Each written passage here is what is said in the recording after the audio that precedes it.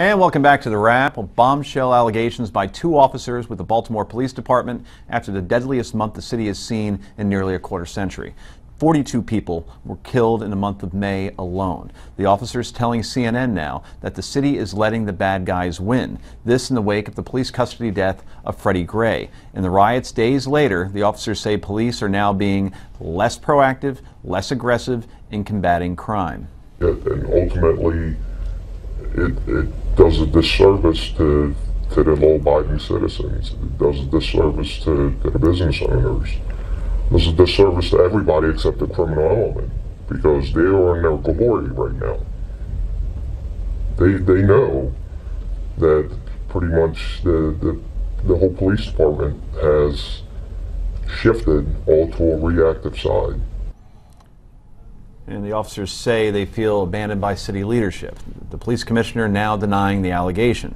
So what do you make of these allegations by the Baltimore Police Department? And to go on television and actually say this stuff, and the crime going up the way it has, it's hard to say that they haven't been as aggressive as they should be. It's who they're blaming for it, and it really bugs me. You know, I mean, they have a job. I'm sorry if you're not happy with all the conditions of your job, but we do pay you to do a job. Now look, you know, the fact what this is really about is they're trying to blackmail the leaders of the city because a couple of their own have been charged with crimes. I don't know how that's going to work out. We all know something went wrong in that incident. Another thing to remember, here in New York, I actually found myself in the dentist's office last week talking to a couple of New York police officers. Your teeth look phenomenal, by the way. Thank you. Yes. I'll be back there tomorrow.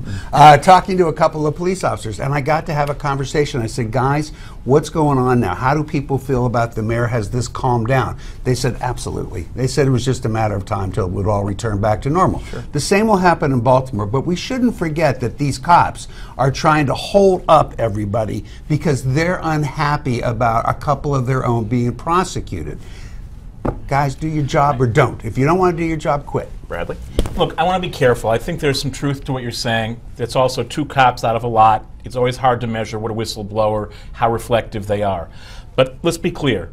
The idea that they're facing pressure because of better enforcement of the rules that police have to live with, and therefore they don't want to do policing, is completely inappropriate. When you have a tough mission, even if someone else is watching, you have to go in and do it. You don't get to walk away because you're afraid or leave the career. Yeah. But it's also true, those same two whistleblowers described in great detail how they were told by their authorities, starting with the mayor all the way down, to let the rioters riot.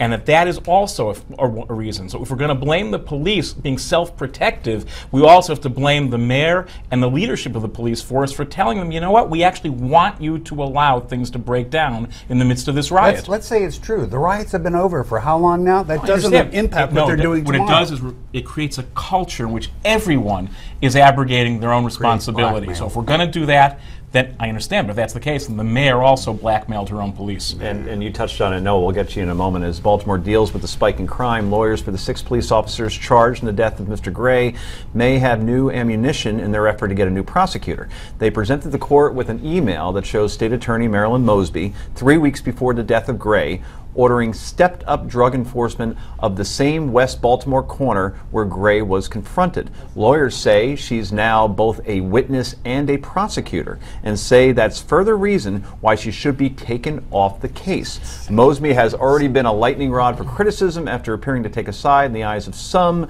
after the indictments were, as they were announced, I should say. So, could this be an argument that takes her off the case? I got to go to Noah first, and then I'm sure you'll be agreeing with him. I don't think it takes her off the case, but she should be absolutely humiliated. I believe Mayor Stephanie RawlingsBlake should be absolutely humiliated. The very fact that she has members of her own police force dressing up like whistleblowers, covering their heads, speaking through prompters in order to get this information out is absolutely a stunning development. We're not talking about corporate malfeasance, which, by the way, Rick, I think you would probably be taking a different position on if that was what the taxpayer dollars that we were wasting in this case.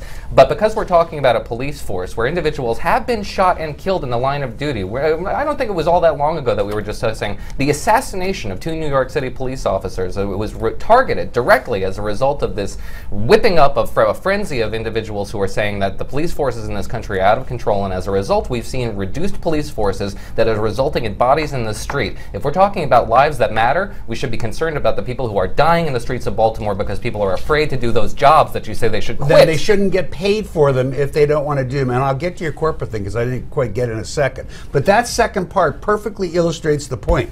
When somebody says, step up your drug enforcement at this particular area, it doesn't mean kill people that you're not supposed to be killing. And for them to suggest that as a defense, or to say that she can't be the prosecutor because she had told them to, she never told anybody to kill anybody who was innocent.